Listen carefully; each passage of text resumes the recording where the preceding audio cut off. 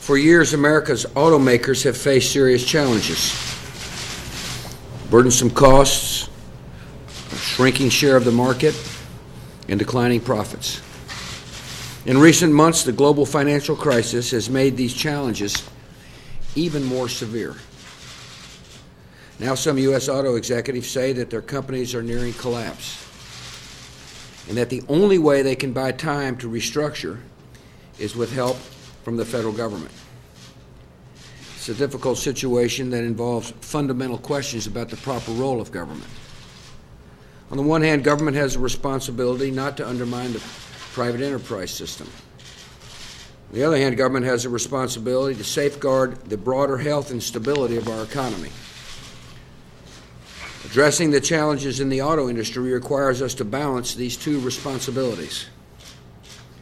If we were to allow the free market to take its course now, it would almost certainly lead to disorderly bankruptcy and liquidation for the automakers. Under ordinary economic circumstances, I would say this is the price that failed companies must pay. And I would not favor intervening to prevent the automakers from going out of business. But these are not ordinary circumstances. In the midst of a financial crisis and a recession, allowing the U.S. auto industry to collapse is not a responsible course of action. The question is how we can best give it a chance to succeed.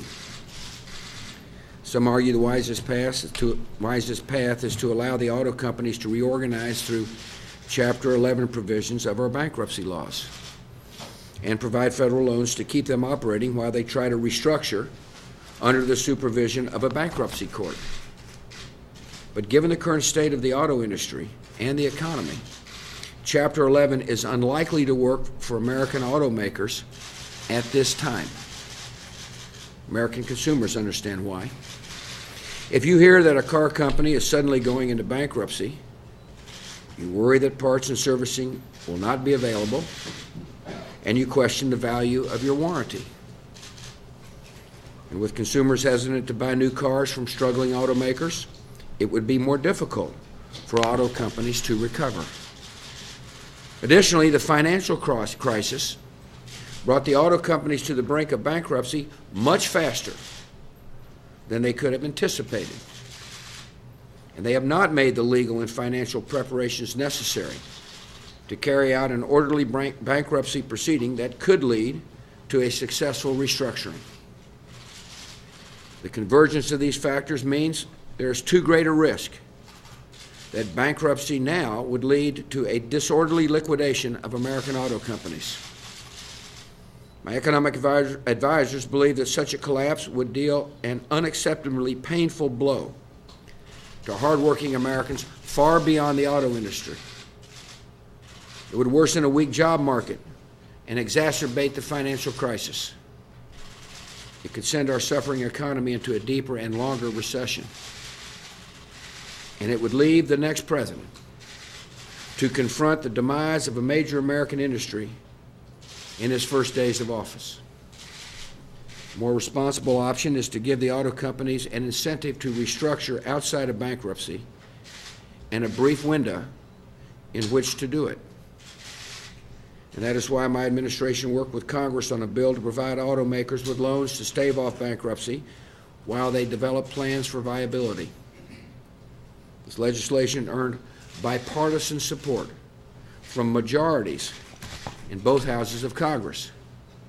Unfortunately, despite extensive debate and agreement that we should prevent disorderly bankruptcies in the American auto industry, Congress was unable to get a bill to my desk before adjourning this year. This means the only way to avoid a collapse of the U.S. auto industry is for the executive branch to step in. The American people want the auto companies to succeed, and so do I. So today I'm announcing that the federal government will grant loans to auto companies under conditions similar to those Congress considered last week. These loans will provide help in two ways. First, they will give automakers 3 months to put in place plans to restructure into viable companies, which we believe they are capable of doing. Second, if restructuring cannot be accomplished outside of bankruptcy, the loans will provide time for companies to make the legal and financial preparations necessary for an orderly Chapter 11 process that offers a better prospect of long-term success and gives consumers confidence that they can continue to buy American cars.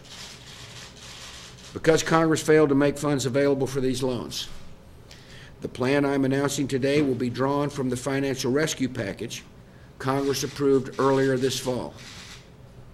The terms of the loans will require auto companies to demonstrate how they would become viable.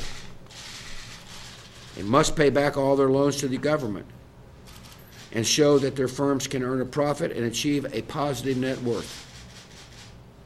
This restructuring will require meaningful concessions from all involved in the auto industry: management, labor unions, creditors, bondholders, dealers, and suppliers.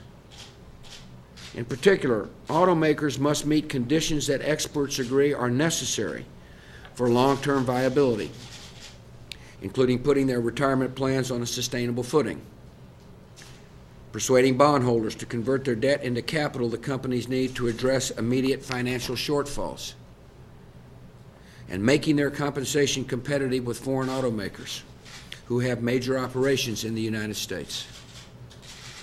If a company fails to come up with a viable plan by March 31st, it will be required to repay its federal loans.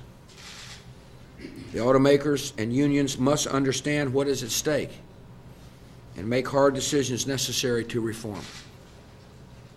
These conditions send a clear message to everyone involved in the future of American automakers. The time to make hard decisions to become viable is now, or the only option will be bankruptcy. The actions I'm announcing today represent a step that we wish were not necessary. But given the situation, it is the most effective and responsible way to address this challenge facing our nation. By giving the auto companies a chance to restructure, we will shield the American people from a harsh economic blow at a vulnerable time.